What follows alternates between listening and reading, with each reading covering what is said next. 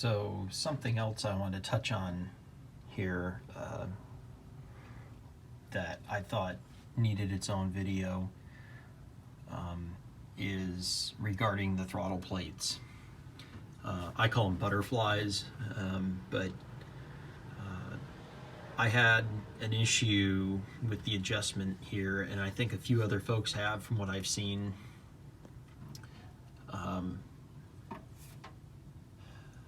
The plates on a fuel injection system work differently than on a carburetor, and I will still refer to these as primary and secondary, just because it gives you some context that the front is going to be the primary and the rear is going to be the secondary. But there is no, sometimes folks kind of jump down your throat, well, there is no primary and secondary. That's true, but I refer to them to that just to give you, so you know which set you're talking about, because there is still two shafts, they are still linked, but they should be in sync. So on a fuel injection unit like this, even the port injection systems work the same, because you don't have the same setup as a carburetor where you don't want to be drawing fuel in by vacuum with the secondaries sometimes. Here it's metered by the injectors, therefore you can distribute evenly through all four barrels, versus a carburetor where it's only drawing from the primary, and then as you increase the throttle eventually draws from the secondary. This keeps it a little bit more even. It idles on all four and it'll run on all four all the time, which will distribute to the whole manifold much more evenly. So as you can see, when I open this, it's a little difficult to tell, but they open in sync and they open evenly. So I had mentioned in one of my other videos, I've had to replace the ECU twice. Both times I had Fitech do it because it was under warranty. Actually, the second time it wasn't under warranty, it was out by like a month or two, but they were pretty good about it. They took care of it. I just went straight to their shop, and I had them replace it. They run it on a test engine stand at their shop. They have a few different test engines, but the primary one that I've noticed them use the couple times that I've been to their shop is a 350, pretty standard stuff. They put it on there, fired it up. You know, it ran fine after they replaced the ECU. I brought it home. I always, anytime you take this thing off, you always want to, you know, anytime you play with anything on you, you got to make sure you readjust your IAC steps, because the idea is you want the IAC, they tell you between 3 and 10 steps. You know, there's varying opinions on that. Some people like it a little bit further open. 255 steps, or 225 steps, I believe it is wide open. So your IAC is going to be completely open. 0 steps would be completely closed. You want it balanced. The whole purpose of the instruction that they give you, I think it would just be a lot easier if they just said, you know, you want it to idle mainly on the 4 barrels, and at an idle in park or in neutral, you want it drawing a minimal amount of air here. And that's the reason for that, is because it gives the system much more adjustability if it needs to bring the idle up. So in gear, it's going to open a little bit more to get the idle up, right? It's trying to just maintain a constant, whatever you set it to. If you set it to 800 RPM, it's going to try and stay there. It'll open up the IAC more the more load it has. In my case, I have air conditioning as well, and this unit doesn't have an AC kickup input, so it doesn't know other than load. So when you increase the load, AC, power steering, alternator, right, all of those things can vary in load. It's going to open up the IAC more. So the reason they tell you between 3 and 10 steps is simply because it gives the system more adjustability. It can open the idle more if it's most closed when you're kind of at a steady state. So that's why they tell you 3 and 10 steps.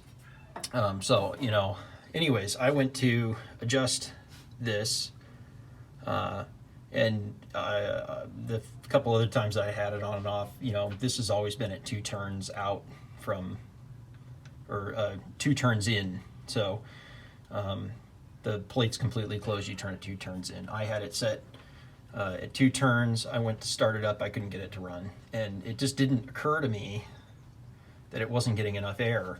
But, you know, I couldn't get it to run. I could throttle it and get it to run. So I called up Fitech, and they said, you know, bring it on back down. So I drove, it's two hours away for me. So I drove back over there, and they threw it on their 350 and it ran. Then I brought it, they said, we're not going to do anything for you because it works. They said, the IAC is working, it's adjusting, everything's working like it's supposed to. But I'd bring it home, set it up, you know, made sure I was at 2.5 turns. The IAC would be at 225 steps and still wouldn't idle. And this is a much larger motor. This thing's 468, so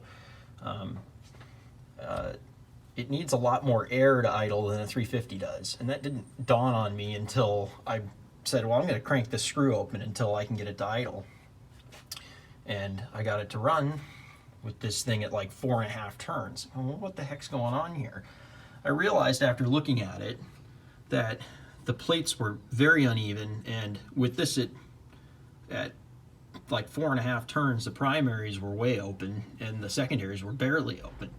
I realized what had happened was when you take this apart to change the ECU, the wiring harness goes on either side here. It goes underneath the fuel rails. So you have to take the fuel rails off. I believe, this is my theory on what happened. And so when you do that, they take the linkage apart here. That's down here, sorry. And what had happened was this adjustment was off. So now I didn't notice that right away. I just left it at 4.5 turns and just kind of let it be on its way. But then I don't know if I was playing with it a week or 2 later, and I was looking at it, I opened up the throttle, and I had it all the way open like this, and the secondaries were like that. Well, that's not right. So I decided I was going to adjust this. Well, I realized when this was out of adjustment, this linkage right here for the secondaries, that is why I wasn't getting enough air at idle. So once I adjusted that and got things evened out here, then it would idle way too high. So this is back down at 2 or 2.5 turns now. But so I had realized that had happened. Most likely when they disassembled this thing to change the ECU. I mean, there's no other explanation for it because it was always at 2 turns, and after they replaced the ECU, it wasn't even anymore. So obviously they did something to it. And so I emailed them back. I actually emailed the guy back at Fitech and explained to him what happened. He said he was definitely going to file that one away for next time next time he sees something like that, it's something to check, because he didn't know. He had me replace the IAC motor thinking that it wasn't working right. So anyways, the whole point here is that these should be dead even, and you want it even, not only because you want to get all of your CFM when it's wide open. With a smaller cubic inch engine, you're probably not going to notice it, because I think all these throttle bodies are 850 CFM, I believe, but it's rated for 200 to 600 horsepower, so it's not going to make as big a difference if you don't need if you need 700 CFM. It's probably not going to make that big of a difference. You're probably not even going to notice it, but it certainly will on your idle settings. So this motor, I need about 850 CFM. I was running a Holley 850 on it before that. So it was definitely a lot more sensitive to being adjusted properly. So that's just some quick information on this. You want these to be in sync.